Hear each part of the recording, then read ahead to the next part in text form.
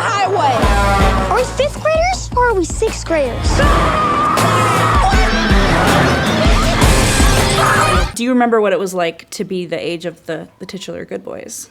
Confusing.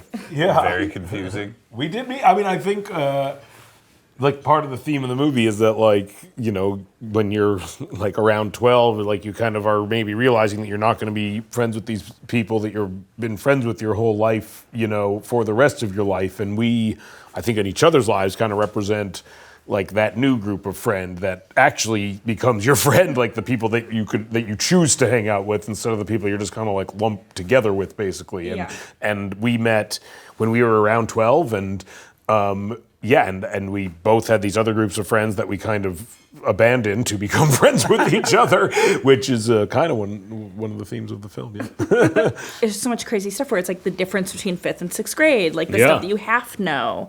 Do you remember anything that you like thought you knew but didn't know?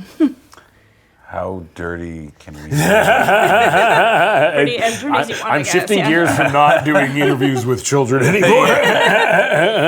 I mean, one of the biggest things was just basic sexual confusion. Yeah. I did not fundamentally understand the female anatomy as a kid and had some very strange confusions. Yeah, I didn't understand the slang words ascribed to male and female genitalia and had many of them confused for one another, which was wildly bewildering at times, I would say, yeah. And all your friends were just like, yeah, like they didn't know either. Yeah. So, no one knew anything. It's just a bunch of 12-year-olds telling each other they're right in some regard. Yeah, no one knows. Look what I found at school today. What is it? I have no idea. That's a tampon.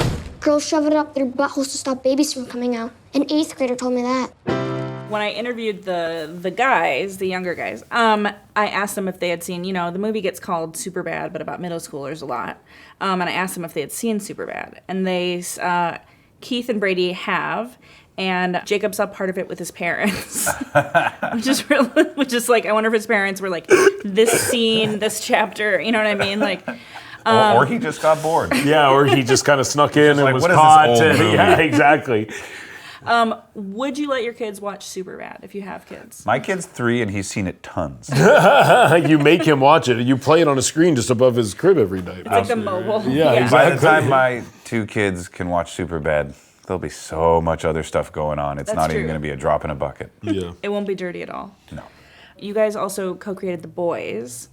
Was there ever a concern where you were like, The Boys, Good Boys, should we have them come out around the same time? The fact that they both did come out at the same time is like an astronomical coincidence as far as just like how many projects you try to get going versus the ones that do get going versus the ones that actually come out and the timing of that. The fact that we have 2 things with similar titles coming out at the same time is like, it's something I'm just more impressed with than anything because it takes a lot of coincidence to make that happen. And there's the HBO limited series Our Boys, which we should be producers of, and I wish we were, but we aren't. But I'm gonna petition Our Boys to retroactively give us producing credit, just so we can have the full sweep of Boys. It's a little bit of a different turn. Yeah, Our Boys. Yeah, and I love Boy George, so I don't know. Yeah, Our Boy George. Somehow get that in this. Exactly. The movie is a tight 90. You know, it's pretty fast. Do you believe comedies benefit from brevity?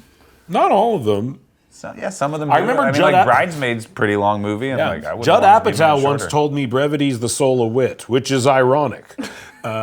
So I think some movies. I remember when we were making Knocked Up, it's like 2 hours and 10 minutes or something, and you know, Judd was like, they're still laughing at the end, so maybe it's not too long. The reason why this one is served at being kind of shorter, it's kind of more like Superbad, where it's like a wild ride, like kind of one-day adventure, more or less. Exactly, yeah. So that kind of lends to a shorter movie because you just want to feel like the rush of the adventure the whole way.